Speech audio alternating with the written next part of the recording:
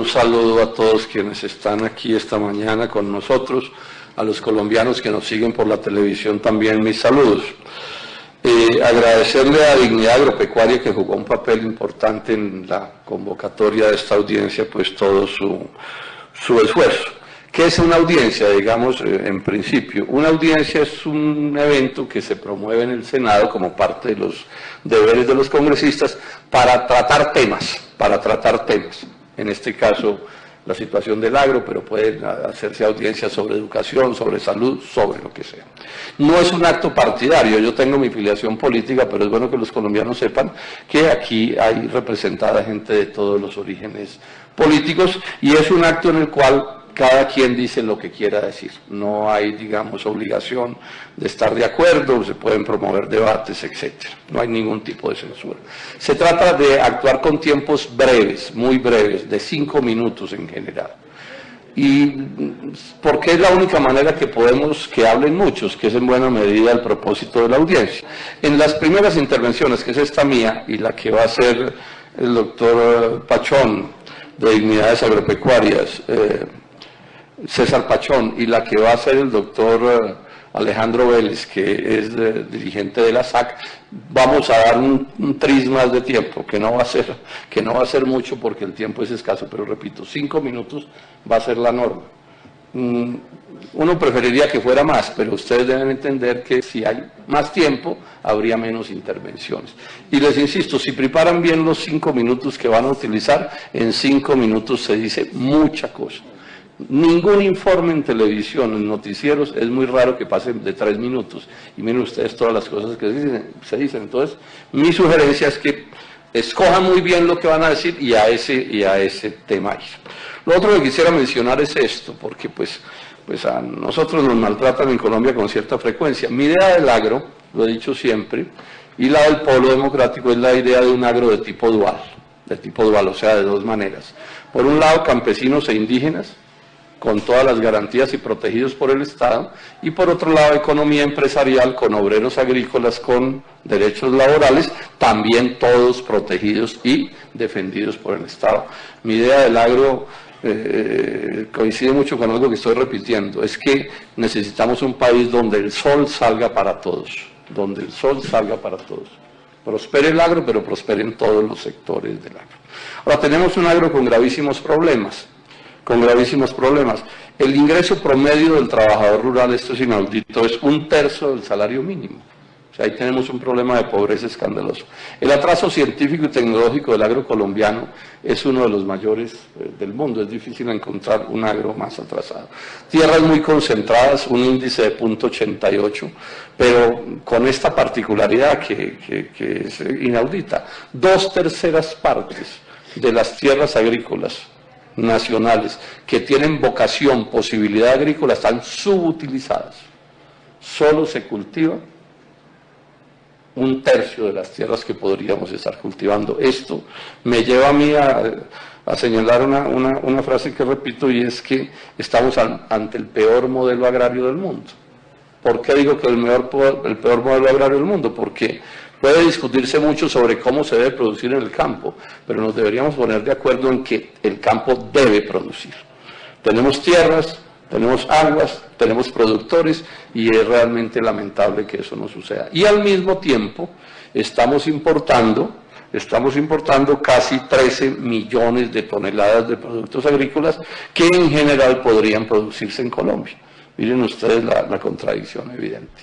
¿Sí? Crisis agraria, tierras subutilizadas y un país inundado de bienes agrícolas que podríamos producir en Colombia, porque si no se podría, eso sería no se pudiera mejor, eso sería otra cosa, pero aquí podría ser así. El crecimiento del 2016 del sector agrario fue terriblemente malo, bastante por debajo del promedio nacional. Y hoy, como ya se mencionó aquí, hay problemas complicados, fuera de los normales hay problemas complicados en leche, en arroz, en cacao, en papa, en etanol, en maíz, en frijol y el lío de la aftosa, que no es un problema de menor calibre, es un problema extremadamente complicado. en el que lamentablemente estamos asistiendo a un retroceso inmenso, ¿no? Perdimos una condición que era importantísimo tener. Ahora, ¿cuáles son las causas de los problemas del productor, de la gente? ¿Qué es lo que sucede? En últimas, pasan muchas cosas, pero se resume en una idea. Los costos de producción son muy altos frente a los precios de venta. Al final, los líos económicos se resumen en eso, muchos orígenes, pero al final, ¿cuál es el problema? Vale mucho producir un bien y se vende a un precio muy bajo. Si ese problema no se resuelve, pues no se resuelven ninguno de los problemas. Ahora, y esto le pasa al campesino, al empresario, al que sea, lo afecta así. ¿Por qué son tan altos nuestros costos de producción? No es un problema de los productores individualmente tomados, que claro que tienen que hacer esfuerzos por mejorar. El problema de Colombia es que tenemos un costo país, que llaman los economistas, muy alto. ¿Qué es un costo país? Que las condiciones que los agricultores y ganaderos no controlan imponen costos muy altos. Entonces aquí tenemos, por ejemplo, agroquímicos muy caros.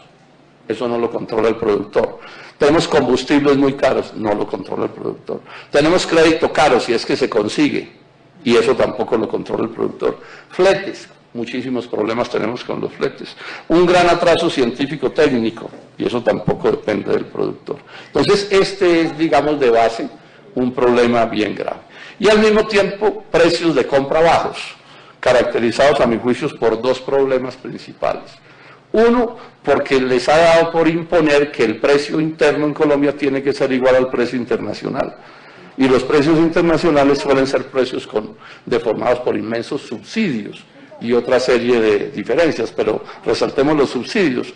Entre gringos y europeos pagan en subsidios unos 200.000 millones de dólares al año, para no señalar otras diferencias fundamentales que tienen que ver con el costo país. Y tenemos en general muy pocos compradores en el agro nacional, o sea, condiciones de oligopolio que se llaman a la hora de las compras. Entonces es muy fácil que los compradores, respaldados por las importaciones o los precios internacionales, puedan imponer bajos precios de compra.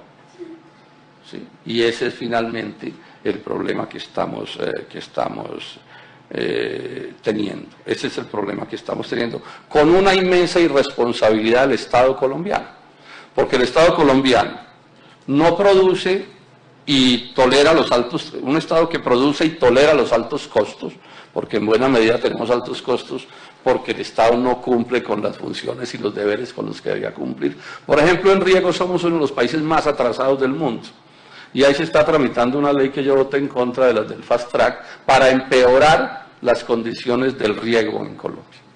Tenemos una asistencia técnica bajísima también y en eso tampoco hay los avances que debería haber. Para empeorar, en resumen, puede decir que el modelo agrario nacional es un modelo no de exportaciones, eso no es cierto, es un modelo de importaciones.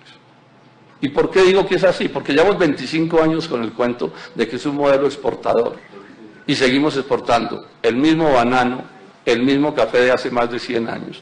Las flores, que es el último reglón de importación de importancia, se montó hace 50 años. Y en cambio sí hemos llegado a importar, estamos importando casi 13 millones de toneladas. Entonces, ¿de qué se trata? ¿Cuál es la política del Estado colombiano? La cierta, no la de la retórica, la de los hechos, es importar e importar e importar. En el caso del etanol vamos a llegar, o estamos llegando, o llegamos mejor, a una cosa que es como de locos, como para tola y maruja, ¿cierto? ¿Sí? Y es que ese etanol lo producen los gringos subsidiados y se importa a Colombia, desplazando la producción nacional, y Colombia también subsidia las importaciones del alcohol norteamericano. Eso es una cosa que es como increíble, pero que es cierta. En este recinto se lo advertí yo al ministro Mejía de Minas. Le dije, ustedes hace como 10 años, ¿ustedes van a hacer eso? Y me dijo, sí, señor. Bueno, ahí están las consecuencias. Y esto no va a cambiar con el proceso de paz, hay que decirlo. Es sabido que nosotros respaldamos el proceso de paz, pensamos que el desarme de las FARC es muy importante en la vida del país, pero los demás problemas de Colombia van a seguir básicamente iguales.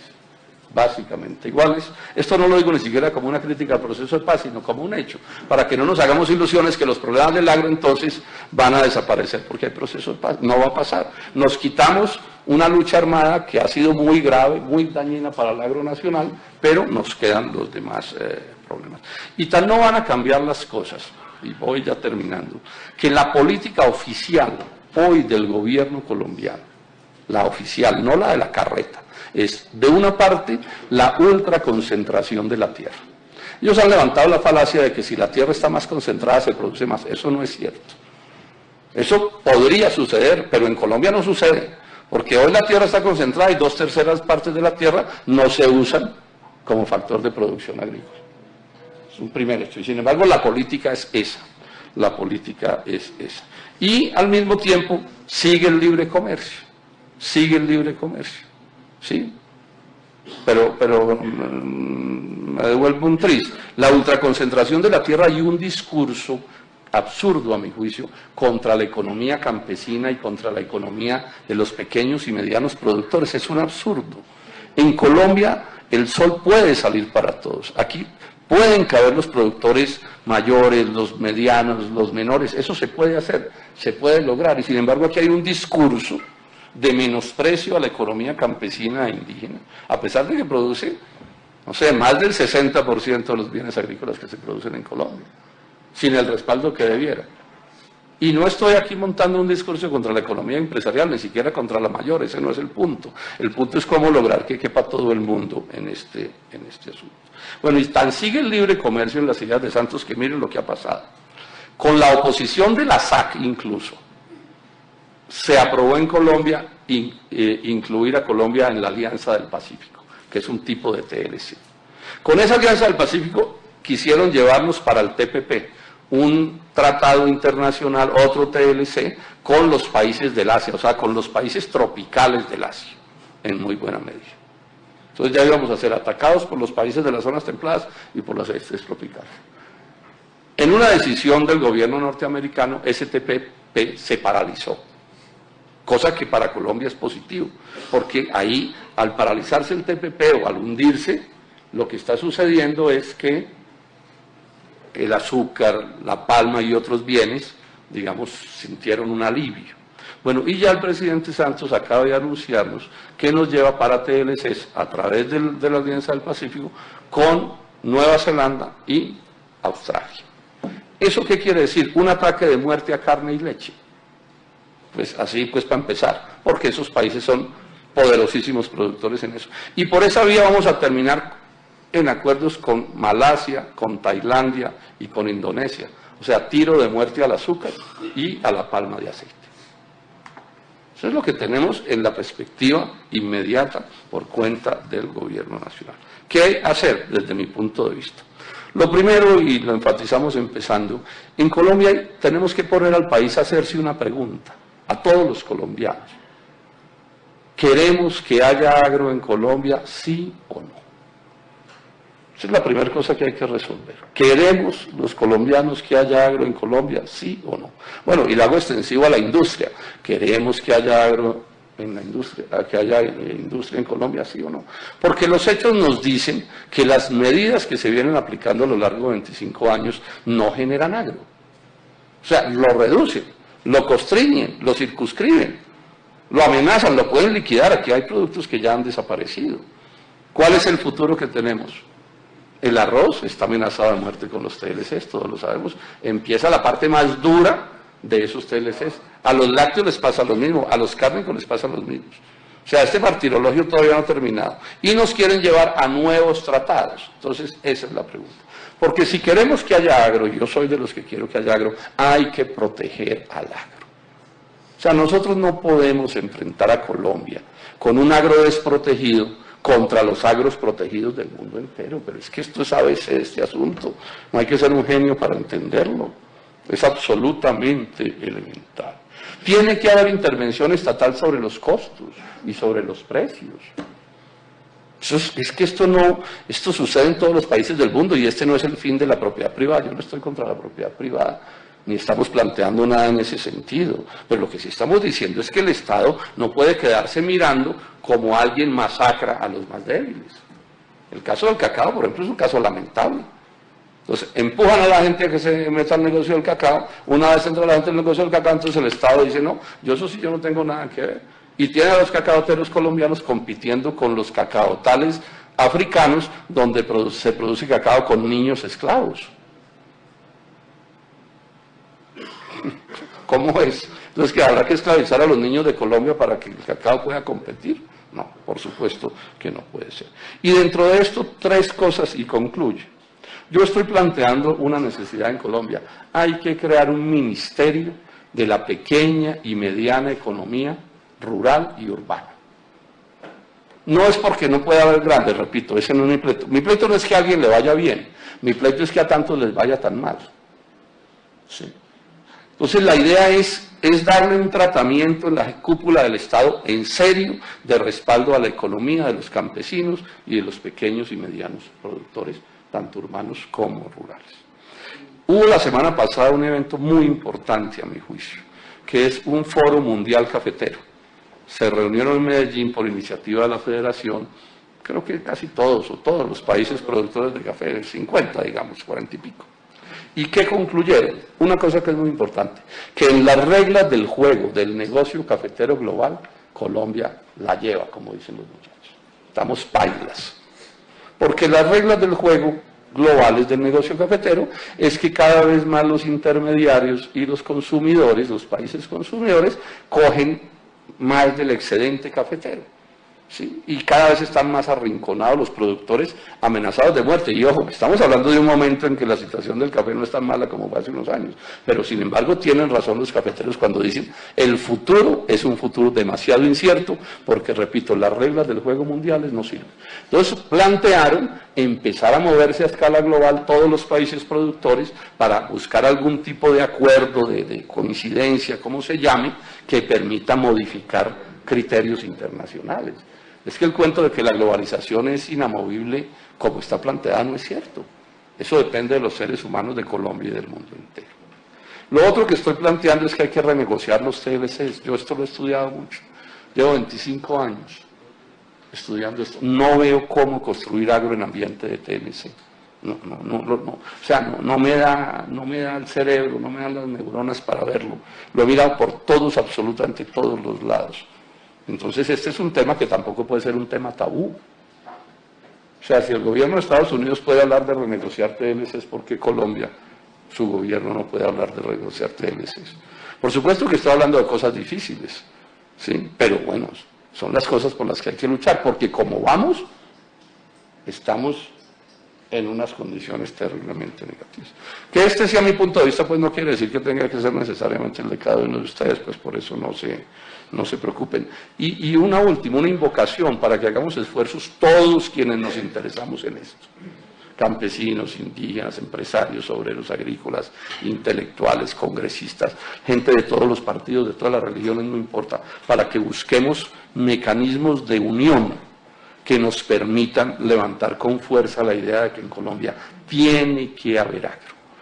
Y si tiene que haber agro, se tienen que tomar medidas que nos garanticen que haya agro en Colombia. Podemos discutir las cuales, etcétera, etcétera, pero que en esto hagamos un esfuerzo mancomunado entre todos. De pronto me extendí un poco, pero bueno, yo creo que era importante dar como una visión general. Entonces arrancamos ya, como hemos dicho en la audiencia.